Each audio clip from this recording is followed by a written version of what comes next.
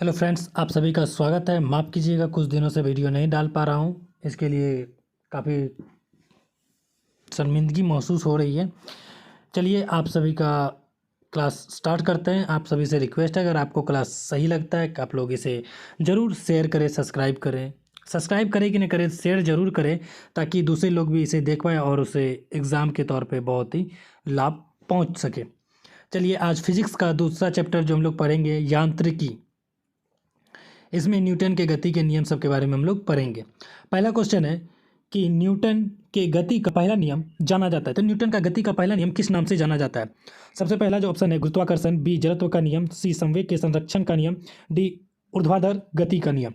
तो इसका जो आंसर जानने से पहले हम एक बात जानते हैं कि न्यूटन के गति का जो प्रथम नियम है, ये किसका नियम है? जड़त्व का नियम है, नियम भी कहा जाता है। इसके अनुसार प्रत्येक पिंड तब तक अपनी विरामावस्था अथवा सरल रेखा में एक समान गति की अवस्था में रहता है जब तक कोई बाह्य बल उसे अन्यथा व्यवहार करने के लिए व्यवस्था, मतलब कि जब कोई भी चीज़ है, मान चलिए कि कोई भी वस्तु है, जैसे ये वस्तु है, जब तक इसके ऊपर इधर से पुश नहीं किया जाएगा, धक्का नहीं दिया जाएगा, इसे इधर से धक्का नहीं दिया जाएगा, तब तक ये गति नहीं आएगा।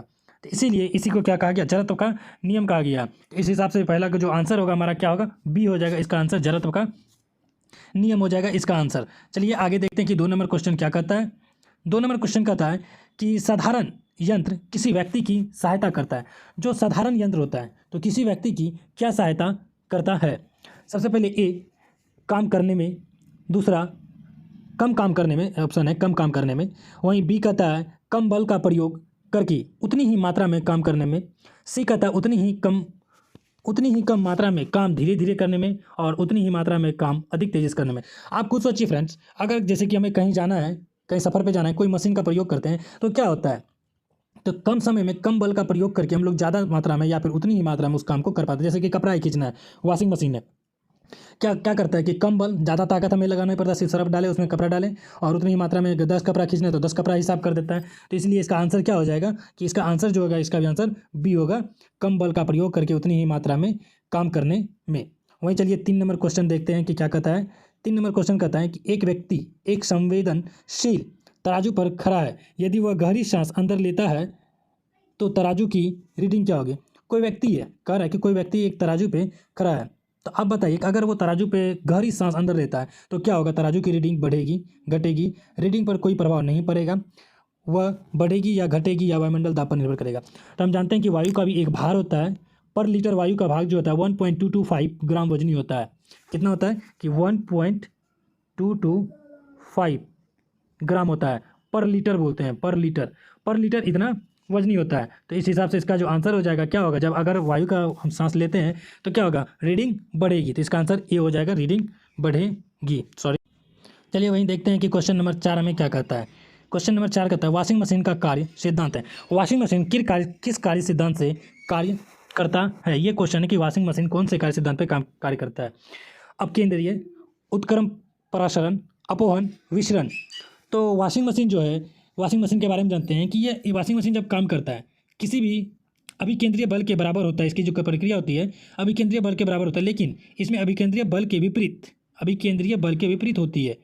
पूरा बात पढ़ने क्या होता है? वह प्रतिक्रिया बल जो परिणाम में, यानी कि वैसा बल जो परिणाम में अभिकेंद्रीय बल के बराबर होता है, लेकिन दिशा अभिकेंद्रीय बल के विपरीत है। यानी कि अभिकेंद्रीय बल के बराबर होगा लेकिन दिशा क्या होगा? उसके विपरीत। अगर अभिकेंद्रीय बल का दिशा ये होगा तो इसका दिशा क्या होगा?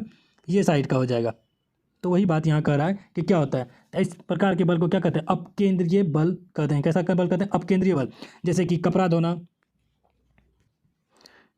धोना, दूध से मक्खन निकालना, दूध से मक्खन, मिल्क से बटर का प्रयोग, ये सभी जो है किस बल पे कार्य करता है? ये सभी बल अपकेंद्रन बल के सिद्धांत पे कार्य करता है। तो इस हिसाब से इसका आंसर क्या हो जाएगा? आप समझ गए होंगे, इसका आंसर ए हो जाएगा, अपकेंद्रन। वहीं 5 नंबर क्वेश्चन देखते हैं। 5 नंबर क्वेश्चन कहता है प्रक्षालन मशीन की कार्यप्रणाली का सिद्धांत है। प्रक्षालन मशीन की कार्यप्रणाली का सिद्धांत क्या है? इसी बारे में पूछा गया। प्रक्षालन मशीन, पहला अपकेंद्रीकरण, अपोहन, प्रतिक्रम परासरण, विसरण। इसका भी आंसर क्या हो जाएगा? इसका भी आंसर क्या हो जाएगा? अपकेंद्रीय बल पे कार्य करता है। चलिए वहीं 6 नंबर क्वेश्चन देखते हैं। 6 नंबर क्वेश्चन कहता है निम्नलिखित में से कौन सी राशि सदिश नहीं है? सदिश राशि बोल रहा है, नहीं है। तो सबसे पहले हम ये देखते हैं कि कौन कौन सी राशि अदिश है।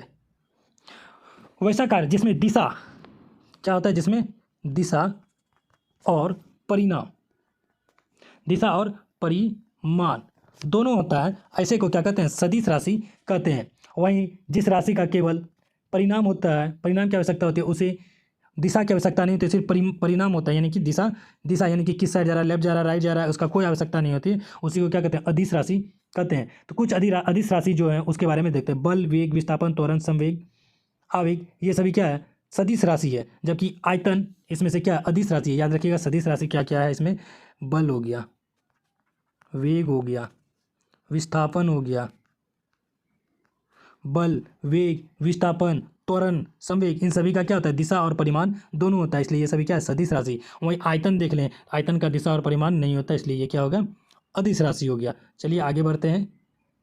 सदिश नहीं है, सदिश नहीं यानी कि अदिश है, तो आयतन अदिश है। आयतन हो गया, क्षेत्रफल हो गया, ये सब क्या अदिश राशि है। वहीं का अगला है, निम्नलिखित में से कौन से एक सदिश राशि है। अभी जस्ट हम लोग पढ़े हैं सदिश राशि कौन है, संवेग, दाब, ऊर्जा, कार्य। अभी तुरंत जिसका वेग और दिशा दोनों होगा वो क्या होगा, सदिश राशि होगा। तो इस हिसाब से संवेग, संवेग का वेग और दिशा दोनों होता है, वे क्या है, सदिश राशि है। जबकि दाब, ऊर्जा, कार्य इसका दिशा नहीं होता, इसलिए ये क्या अदिश राशि है। वहीं 8 नंबर क्वेश्चन कहते हैं, निम्नलिखित में से कौन सी सदिश राशि है, निम्नलिखित में कौन सी सदिश राशि है। समय, चाल, विस्थापन, दूरी। विस्थापन का होता है, विस्थापन क्या होता है कि जैसे कि कोई मान के चलिए पहाड़ है, इधर से रोड जा रहा है, यहाँ पे पहुँच गए, विस्थापन सीधा दूरी तय करता है, यानी कि यहाँ से यहाँ जाने में कितना समय लगेगा, इसे ही विस्थापन कहते हैं। सीधी चली गई दूरी को विस्थापन कहते हैं। विस्थापन याद रखिएगा, विस्थापन शून्य हो सकता है, क्योंकि अगर कोई व्यक्ति यहाँ गया और यहाँ आया, चाहे इधर से जाए कि और इधर से आए, तो विस्थापन शून्य होगा, क्योंकि कार्य बताता है। तो इसलिए यहाँ से यहाँ की दिशा है ना इसमें, कि उत्तर गया, पूर्व गया, पश्चिम गया, तो ये दिशा है, इसलिए ये क्या हो गया, विस्थापन क्या हो गया, इसमें विस्थापन सदिश राशि है। तो इसलिए इसका आंसर क्या, सी, इसका आंसर हो जाएगा सी, विस्थापन एक सदिश राशि है, जबकि चाल और समय एक अदिश राशि है। 9 नंबर क्वेश्चन देखते हैं, पदार्थ के संवेग और वेग अनुपात में कौन सी राशि, भौतिक राशि प्राप्त की जा सकती है। वेग के अनुपात में कौन सी भौतिक राशि प्राप्त की जा सकती है। जो हमें ऑप्शन में दिया गया, वेग, त्वरण, द्रव्यमान, बल, ये हमारा ऑप्शन है, वेग, त्वरण, द्रव्यमान, बल। थोड़ा सा क्वेश्चन को हम लोग जूम आउट कर दिए हैं, आप देख सकते हैं, क्वेश्चन देख लीजिए, आप थोड़ा सा हम जूम कर लेते हैं इसमें। क्या ऑप्शन है, वेग, त्वरण, द्रव्यमान, बल। तो इसका आंसर क्या होगा, आप बता सकते हैं कि इसका आंसर क्या होगा, द्रव्यमान होगा। द्रव्यमान क्यों हो सकता है, किसी भी वस्तु के जो द्रव्यमान तथा वेग है, ये गुणनफल को वस्तु का संवेग कहते हैं, यानी कि वस्तु का संवेग द्रव्यमान गुना वेग बराबर क्या होता है, संवेग। लिख देते हैं यहाँ पे, संवेग बराबर क्या होता है, संवेग बराबर द्रव्यमान समझ लीजिएगा, गुना क्या होता है, द्रव्यमान गुना वेग। द्रव्यमान गुना वेग क्या होता है, संवेग होता है। द्रव्यमान गुना वेग क्या होता है, संवेग होता है। वहीं चलिए अगला क्वेश्चन देखते हैं, 10 नंबर। बल गुणनफल है, बल किसका गुणनफल है, ये क्वेश्चन पूछ रहा है, बल किसका गुणनफल है। बल जो है किसका गुणनफल होता है, द्रव्यमान गुना त्वरण। द्रव्यमान गुना त्वरण बराबर क्या होता है, बल। द्रव्यमान गुना त्वरण बराबर, इसका आंसर क्या आ जाएगा, ये बी नंबर आंसर इसका एकदम सही आंसर होगा। द्रव्यमान गुना बल, एफ इंटू एम ए होता है ना, F is equal to M into A, F is equal to M into A, यानी कि फोर्स बराबर मास इंटू त्वरण को किसे दर्शाते हैं, ए से। तो इसलिए इसका आंसर क्या हो जाएगा, इसका आंसर क्लियरली क्या होगा, आप लोग समझ गए होंगे कि बी हो जाएगा इसका आंसर। चलिए 11 नंबर क्वेश्चन हम लोग देखते हैं। यदि किसी घन के आयतन और पृष्ठ क्षेत्रफल को निरूपित करने वाली संख्या समान हो तो घन के किनारे की लंबाई माप की इकाई होगी, तो घन के किनारे की लंबाई माप की क्या होगी। तो इसका आंसर आपको सीधा सीधी दे दिया जाए तो इसका आंसर क्या हो जाएगा, डी हो जाएगा। इसका आंसर 6 होगा इसका आंसर। कैसे होता है, देखिए घन का आयतन बराबर होता है क्यू, भुजा क्यू। घन का आयतन बराबर क्या होता है कि भुजा क्यू या 1 क्यू ले सकते हैं। वही घन का पृष्ठ क्षेत्रफल 6L स्क्वायर। घन का आयतन जो होता है लंबाई का क्यू होता है, L क्यू होता है, एक भुजा या फिर एक आप इसको मान सकते हैं एक का क्यू। वही घन का पृष्ठ क्षेत्रफल, घन का पृष्ठ क्षेत्रफल 6 इंटू भुजा क्यू, इस तरह से लेते हैं। और इसे इसीलिए 1 क्यू इज इक्वल टू 6 का स्क्वायर। चलिए अगला क्वेश्चन देखते हैं, सीधी सीधी सी बात है।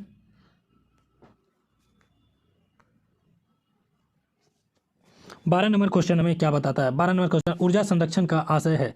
ऊर्जा संरक्षण का आशय किससे है, ऊर्जा का सृजन और विनाश होता है। वही ऊर्जा का सृजन हो सकता है, ऊर्जा का सृजन नहीं हो सकता है परंतु विनाश हो सकता है। डी है, ऊर्जा का ना तो सृजन हो सकता है और ना ही विनाश हो सकता है। तो ऊर्जा संरक्षण का आशय यही होता है, ऊर्जा का ना संरक्षण, ना तो सृजन हो सकता है और ना ही विनाश हो सकता है। इसका आंसर डी हो जाएगा। ये ऊर्जा संरक्षण का सिद्धांत कहता है कि ना तो ऊर्जा का सृजन होगा और ना ही ऊर्जा का विनाश हो सकता है।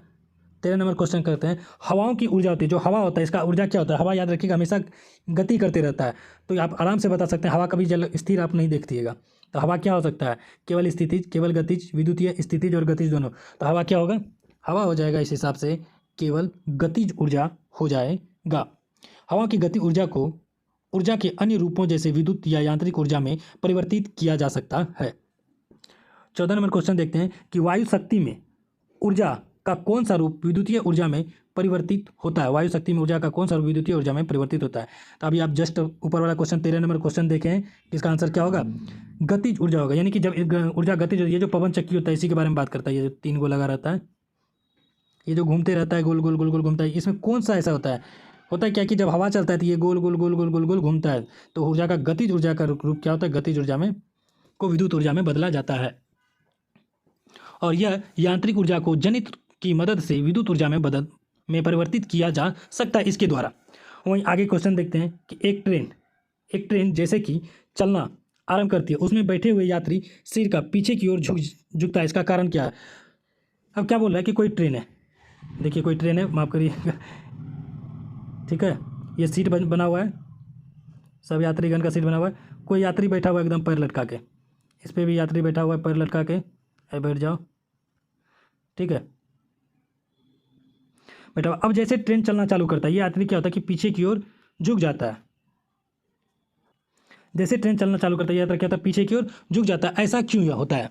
अब बताते हैं कि यात्री जब ट्रेन का एकाएक जब कोई ट्रेन चलना प्रारंभ करता है, अचानक से उसका शरीर का जो होता है निचला हिस्सा वो गाड़ी के संपर्क में आता है। याद रखिएगा, शरीर का जो निचला हिस्सा होता है वो गाड़ी के, रुकिए इसको बैक करते हैं, ये जो शरीर का ये निचला हिस्सा होगा,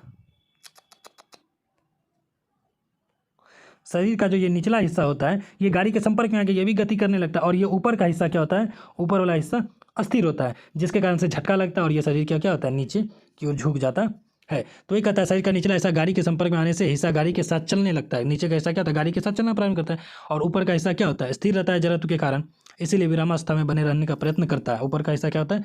अस्थिर रहने का प्रयत्न करता है, इसीलिए ऐसा झटका हमें लगता है। तो इसका आंसर इस हिसाब से कौन होगा? स्थिरता का जड़त्व। क्या होगा? स्थिरता का जड़त्व। वहीं 16 नंबर क्वेश्चन कहता है सड़क पर चलने की अपेक्षा बर्फ पर चलना कठिन होगा, क्यों?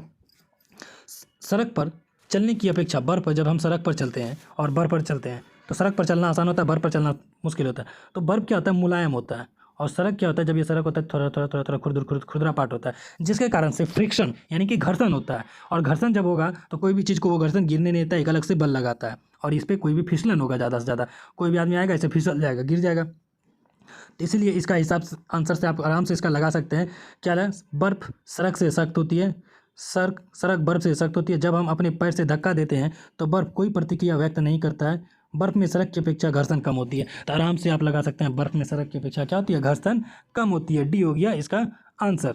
चलिए 16 नंबर क्वेश्चन देख लिए। 17 नंबर क्वेश्चन अब हम लोग देखते हैं क्या कहता है 17 नंबर। कोई भी चीज़ तेल में अंशतः डूबा हुआ का मतलब क्या होता है कि थोड़ा सा डूबा हुआ है, पूरी तरीके से डूबा हुआ नहीं है। जब अंशतः डूबा हुआ है, अंशतः भरा हुआ तेल का एक टैंकर क्वेश्चन क्या कहता है कि तेल से अंशतः भरा हुआ तेल का एक टैंकर, अंशतः मतलब थोड़ा भरा हुआ है, यानी कि ये हुआ तेल का टैंकर, मान के चलिए अंशतः भरा हुआ है, थोड़ा सा भरा हुआ है, भर दिए तेल भर दिए। अरे यार चलो,